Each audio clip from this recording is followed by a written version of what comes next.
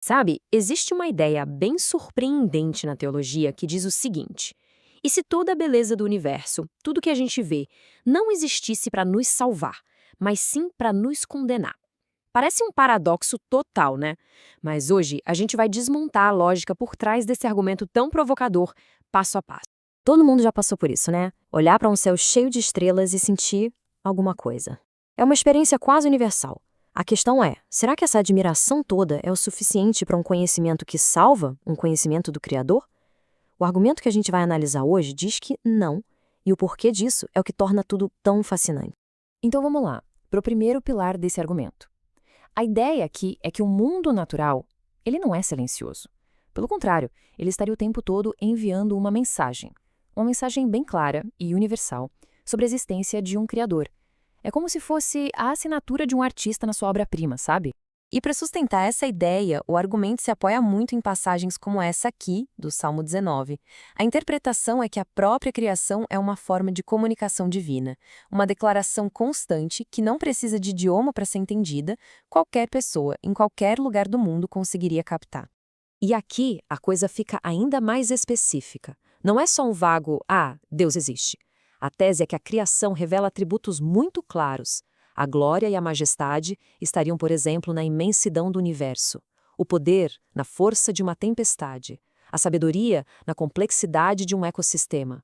Basicamente, cada detalhe da natureza estaria apontando para uma característica específica do Criador.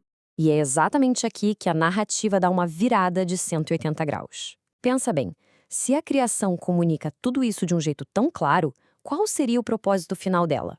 Pois é, a resposta que esse argumento apresenta é bem contraintuitiva e até severa.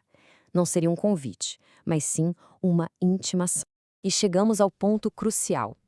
Toda essa beleza, todo esse poder que a gente vê na natureza. Segundo esse argumento, o objetivo disso tudo não seria a salvação. O propósito seria um outro completamente diferente, um propósito judicial. Esse contraste aqui é a chave de tudo. Aquela ideia comum de que a natureza serve para salvar é diretamente desafiada. No lugar disso, o argumento diz que a natureza não oferece a solução, mas, na verdade, ela estabelece o problema, a nossa responsabilidade diante de tudo que foi revelado. Certo. Então, qual é a consequência de uma revelação que só serve para nos responsabilizar? Isso nos leva direto para o conceito teológico central dessa história toda, o de ser indesculpável diante de Deus.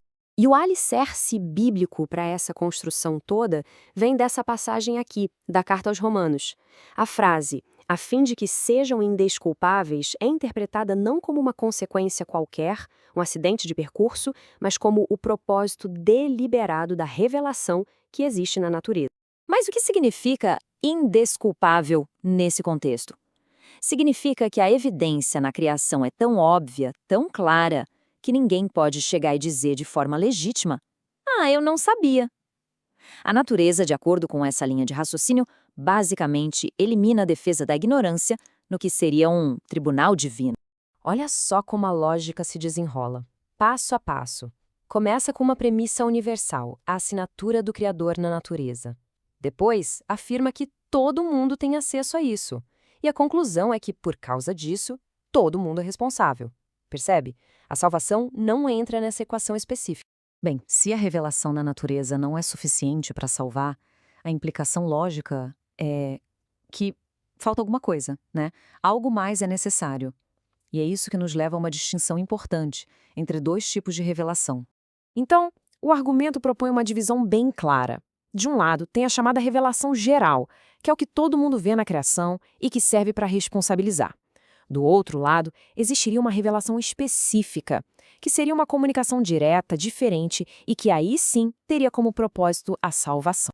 No fim das contas, a conclusão é essa divisão fundamental. De um lado, uma mensagem universal, que todo mundo pode ver, mas que tem um propósito judicial. Do outro, uma mensagem específica, que seria necessária para a redenção. É uma visão que separa de forma radical o que a natureza pode fazer e o que ela, segundo esse argumento, não pode. E assim, a gente meio que termina onde começou, mas com uma perspectiva totalmente nova. Se a beleza majestosa de uma galáxia ou a complexidade de uma única célula servem apenas para nos tornar responsáveis, a grande questão que fica no ar é: de onde então vem a esperança? É uma provocação final para a gente refletir sobre as implicações profundas dessa lógica teológica.